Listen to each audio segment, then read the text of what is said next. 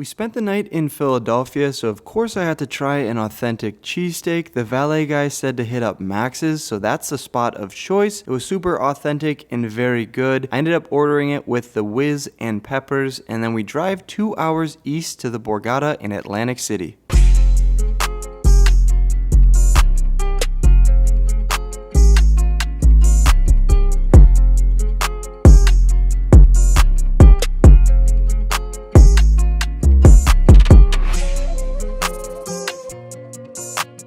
After some searching, we locate the poker room, and it's gigantic. Karan and I hop into the 2-5 game, which is the largest running at the moment. We're in for $1,000. First hand of the night, I look down at King Queen of Diamonds from the low jack. Under the gun raises it up to $20, and I put in the 3-bet to $55. The hijack ends up following along and putting in the call. Under the gun calls as well. We're going 3 ways to a flop, which comes 8-6-5 with 2 spades.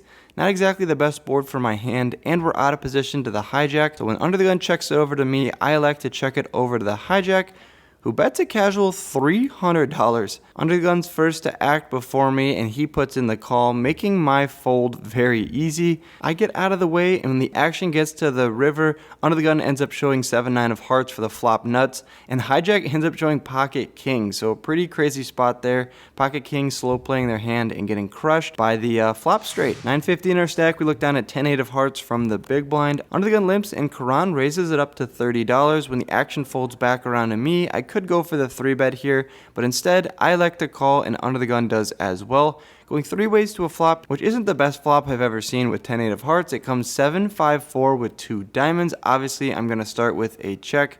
The action checks over to Karan, and he decides to check behind, which is pretty strange. But when the 8 of diamond peels off on the turn, I might have the best hand now when the flop checks through. I know there's 3 diamonds on board, but you gotta bet until the opponents tell you otherwise, so I fire out for $35. Action's on under the gun, and he puts in the call. Karan gets out of the way, and we see another diamond, the jack of diamonds on the river. 160 in the middle. I don't want to check here because it looks super weak to under the gun. He could just blast big with any of his worst hands and get me to fold probably the best hand here. So instead, I like to go for a $25 bet. The under the gun snap calls me, and I turn over my cards, and unfortunately, he turns over queen 6 of spades. So we got a cheap river there. Maybe a little bit of a bigger bet would have actually got him to fold the straight here on a 4-diamond board, but for $25 you can't blame him, and he's going to get rewarded with that $210 pot. After rebuying for $100 more to top back off to $1,000, I look down at pocket 8s from the button. Few limps to me, and I raise it up to $20. We're looking to go 4 ways to a flop here, which comes queen jack 9 rainbow. We have a gutter to a straight. We have a pair. Not exactly the best board, but not the worst one either. The action checks over to me. I decided to take a free card here, and I'm lucky that I did because it peels off the 10 of diamonds. We have a straight, but it's the bottom end. Any person with a king will have the best hand. Under the gun decided to lead out here on the turn for $40, and everyone calls over to me. I'm not going to be raising here. I'm only going to get called by a king. So for that reason, I toss in the $40 with my bottom end of the straight. I have 2 8s here, so I kind of block a chop. I'm only really losing to a king. The river comes the 4 of clubs, and under the gun now fires out for $125. When everyone folds over to me, we have an interesting decision. Sure, we have the bottom end of the straight, but his line just looks super strong. If there wasn't so many players in the hand, we might be able to find a call here with our pocket 8s. Given the fact he bet into multiple opponents before me, it's pretty likely he just has a king here. I doubt he's going to be firing out with like pocket jacks, pocket 9s, something that we have beat. So I look at my cards one more time, end up making a very disciplined fold, which I like, and we'll never know what he has. No worries though, we move on to the next one. That's the beauty of poker, and we look down at pocket 4s here. We're in the $10 straddle. Early position raises it up to $40. The button calls, and I do as well. We're looking for an above average flop here. A 4 on the board would be nice, but that's not what we get. It comes jack 8-5 with 2 hearts. Obviously, I'm checking here all day. Early position leads out for $20. The button calls. With pocket 4s here, there's 160 in the middle when there's a bet and a call. I put in the call as well. If we spike a 4, it could be a large pot for us to win. But the 3 of hearts peels off, which is a disaster card for us. It's not only is it not a 4, it's a heart here. I check it over to early position. He fires out for 50. Button gets out of the way, and the gig's up for me. I'm not going to chase one more street here. I muck my cards, and yeah, not going so hot here at the Borgata so far.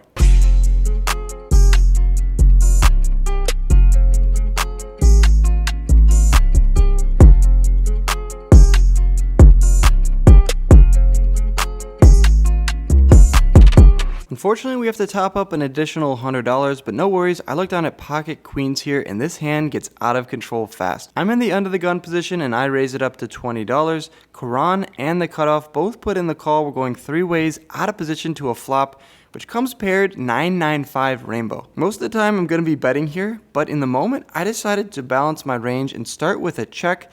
Balancing my range meaning I'm checking here with my overpairs as well as a lot of my missed hands. That way when I check raise, I can also have strong hands. When I check call, I can also have strong hands as well. And Karan and the other opponent are pretty aggressive opponents, so I like my check here. Karan decides to check, and the action's on the cutoff, who fires out for $35. Could be going for the check raise occasionally, could be going for the check call. I decided to do the latter here, and the reason is I'm not really scared of too many things. Sure, if they have a 9 here, I'm behind, but raising just puts more money in unnecessarily. But if I just call here, it keeps my hand disguised, and that's what happens. I put in the call, and Karan does as well. We're going three ways still to the turn. Not really sure what we're looking to avoid, but the 6 of hearts seems pretty harmless. The only hand that gets there is 7-8. Once again, I start with the check. Action's on Karan now, and he decides to lead out into the field for $125. His lead's interesting because he's betting into the aggressor on the flop, the cutoff position, and sure enough, the cutoff gets out of the way, so the action's back over to me. Obviously, I'm never folding here, but I think about my options. Does raising have any merit? I don't think so. When he's betting here, he's representing a 9 that doesn't want to see any other heart come off on the river and wants to protect his hand, so raise just doesn't make any sense. I put in the call and we're off to the river. Looking for a clean river, I think we got it with the 4 of diamonds. I could check it over to Karan, or I could go for a weird, wonky 10% pot size bet, which is what I've been experimenting with lately on the felt. So I grabbed 3 red chips and 1 green chip, tossed it in the middle, 10% size of the pot. Now here's the logic with this 10% bet. When I bet this small, it looks like to Karan I'm trying to get to a cheap showdown, so if he raises here, I'm going to have to pay him off and call because I have a very strong hand. However, it also gets value from a hand like pocket 8s, pocket 7s. Like, can they fold on this board, blocking the straight? Probably not, even though they don't love their life. Probably just going to have to puke call $40 here, so I really like my bet here. And sure enough, the first option ends up happening. He rips his entire stack in for $750. Now, in the moment here, I'm hemming and hawing, but in real time, I should just be snap calling this because I made the bet to induce, and that's exactly what happens. If he has 7-8, sure, I'm going to have to pay him off. If he has a hand like pocket 6s, great, he's going to get my money. Likewise with ace-9, king-9, but when I bet $40 here, I'm going to have to pay him off, and eventually I put my money where my mouth is, and I put my entire stack in the middle. Karan snap turns over king-7 of diamonds, and the speed at which he turned it over has me worried at first, till I realize he just has king-high. Turn over my queens right away, not to slow roll him, and $1,900 coming my way. To his defense, I kind of like his bluff because he blocks the nut straight, and when I check the flop, I'm not really doing that at a high frequency with any of my queens, kings, and aces. So when I get to the river here, his all-in bet is going to make me fold a lot of my hands.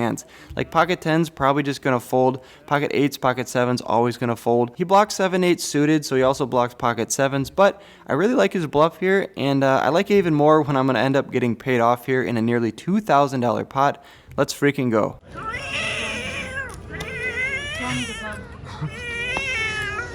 Cheers, brother. Happy birthday to me. Happy birthday to me.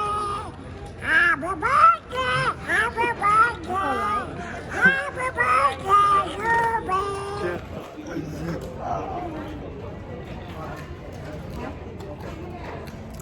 After taking a shot with K for his birthday, we looked down at Queen 10 of hearts here from the +1 position. I raise it up to $20 and we get one caller.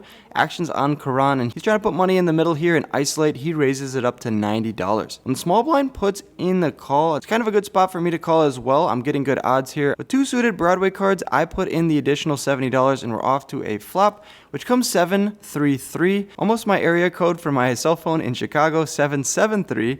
But nevertheless, I start with a check and the action checks around. Surprisingly, Karan giving up the betting lead and checking back. The turn comes a 6 of spades, and I'm not going to lead out here. A terrible board for Queen 10 of hearts. Action checks around again. When the river comes the 4 of clubs, the small blind checks it over to me. And I know I just have queen high here and there's no way I can win. So I decided to put money in the middle. Maybe it's a shot speaking. Maybe I'm just making a good play here. I bet out for $155. And sure enough, everyone folds. What a sweat there. We get the bet through. $360 coming my way. Nice bluff, Wolf. Next hand, we're in the big blind, 2100 in my stack. I look down at King 5 of clubs. A few limps around and we're off to the flop, which gives us a flush draw, 10-10-4 with 2 clubs. I check and the under the gun now bets out for $35. Could be going for the check raise representing pocket 4s, ace 10, and the club draw. Instead, I start with a call, which brings in the jack of clubs on the turn. Bang! We turn the flush. Great card for us. I check again, and he bets out for $35. Could be going for the check raise again, but instead I just elect to call for $35 more.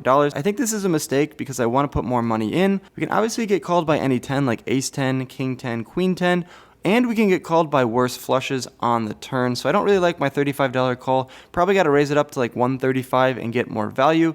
When the river comes the worst card, the jack of diamonds, now double pairing the board.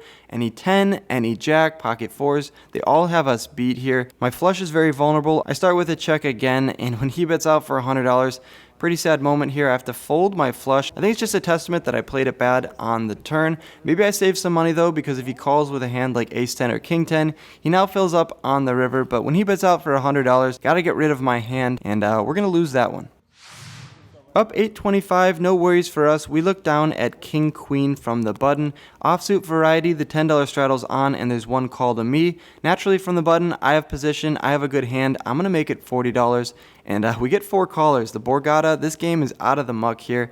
And we're off to a flop, which gives us top pair, king 9-6 with 2 hearts. Action checks over to me. We're 5 ways on this flop here, so I decide to lead out for $100 into the $200 pot. The player in the straddle who told me he wants to be called Chingu, he puts in the call, and that brings in the turn, which comes the queen of hearts. Good card for us because it gives us 2 pair. We're now beating ace king, king 9, king 6. However, it's a bad card in the sense that the front door heart draw now gets there, as well as a hand like 10 jack now beats us as well. When the queen of hearts comes in, he now leads out for $250. Pretty strange line, calling me on the flop 5 ways and then leading out for $250 on the turn. Still, I don't think I can fold. We also have outs to boat up on the river, which if we're not good on the turn, we would definitely be good by the river. So when the river comes to 6 of diamonds, pretty harmless card unless he has a hand like pocket aces, which I doubt he has. He decides to bet $300 into this $900 pot. Now this puts me in a really tough decision here because he only bets a third the size of the pot. He's representing a very strong range of hands like 10 jack, pocket 9s, pocket 6s are very unlikely, and then of course all of the heart flush draws I got there on the turn. But in the moment, I didn't want to let go of my 2 pair. I have to put in $300 to win $1,500, so I'm basically getting 5 to 1. Have to be good here around 20 to 25% of the time, which I might be. I don't really know the exact odds on this. I toss in 3 black chips, and 2 are luck. He turns over king queen offsuit, so lucky for us. We were chopping. Interesting bet by him on the river. Maybe he checks to me on the river. I can bomb it and get him to fold the same hand. But instead, we're going to chop up this $1,500 pot, $750 coming each of our way, and pretty stoked that I end up chopping that one instead of losing a large pot. 2 hands to go, and this hand might be the best hand of the night. I look down to ace 10 of diamonds from the big blind. Cutoff ends up popping us up to $15. The button, who goes by Chingu times 2, he's a buddy of him. He puts in the call, and I raise it up to $65. I have 2 suited Broadway here, and I'm out of position. $65 is the price of poker, and both of them put in the call. So we're going 3 ways to the flop here, which gives us a pretty good hand. The nut flush draw, king 9-3 with 2 diamonds. So of course, I decided to lead out for $80 into the field here, into the $195 pot. The button, Chingu times 2, he puts in the call, which brings in the 4 of spades on the turn. We're heads up on this turn card, and so now I like to go for a nearly pot-sized bet of $275. I'm representing all the strong hands like pocket 9s, ace king, king queen, and of course all of my nut flush draws like ace 4, ace 3 of diamonds, ace 5 of diamonds. So I like my $275 bet here because it's mostly going to be value. But don't tell Chingu times 2 that. He puts in the call, and we're going to need help on the river, which we get. It comes the queen of diamonds. Bang! We river the nut flush. Absolute dream spot for us. betting with air and then getting there on the river. I'm hoping now I can squeeze off one last street of value. 905 in the middle, and I go for a little over a third the size of the pot for $365, $1 for every day of the year. Chingu times 2 thinks it's a good price to call. He puts in $365 and I turn over the nuts. Maybe I could have bet bigger there on the river. What do you guys think? Let me know in the comments below. And I turn over my cards. He of course has to muck them. I have the nuts on this board. We're gonna scoop a $1,600 pot. Did I leave any value on the table there, guys? Should I have bet bigger? Maybe pot, maybe $700, $800, $900. Maybe you had a hand like pocket 3s or pocket 9s. Who knows? But I'm pretty stoked to take down that $1,600 pot, which brings us to the last hand of the night. 2,800 in my stack. My stack size is swelling up to an absurd amount here. I look down at ace-queen offsuit from the big blind. Straddle's on, and there's 2 callers to me. Naturally, I got to pop it up to $55, and only the straddle puts in the call. So we're going heads up to a flop here, which comes ace high, ace-jack 3, rainbow. We're just getting hit by the deck here. I have a pretty strong hand, and most of the time I'm going to be betting out here, but some of the times I'm going to be checking for deception. If I check here with some bad hands, I also have to have some top pair in my range as well. I check, and the straddle checks behind, bringing in the 7 of diamonds on the turn. Got to go for value now when I check the flop. I bet out 2 green chips, and he puts in the call. We're still heads up to the river, which comes the 9 of hearts. With 220 in the middle, I'm never checking it over to him. I need to go for value, and I decide to bet out for $75 into the $220 pot. He snap calls me, so I think my check on the flop is going to get us a little bit extra value. I turn over ace queen, and he mucks his card. So sure enough, playing that hand like a boss, $370 coming my way. Rack up my chips and head to the cage, which is across the casino. There's no cage inside the Borgata, so just a heads up on that if you guys don't like that kind of a setup. And yeah, session went absolutely insane. Almost just got ran over there. What's up, you guys? Checking back in after a successful 2-5 session here on a midday Monday. Can't believe I'm saying that. At 2-5 here at the Borgata with our buddy Karan, close to broke over here. How'd you do, Karan? I didn't do so well. Oh, I can see how I did on this vlog because my vlog already came out. We lost like heaps, so we lost a lot. Partially due to that good call we made with queens. Good, bad, I don't know. We gotta run that through the solvers there, but got into that game for 1,000, added on 200, out for 2904 or something like that. So a profit of 1,700.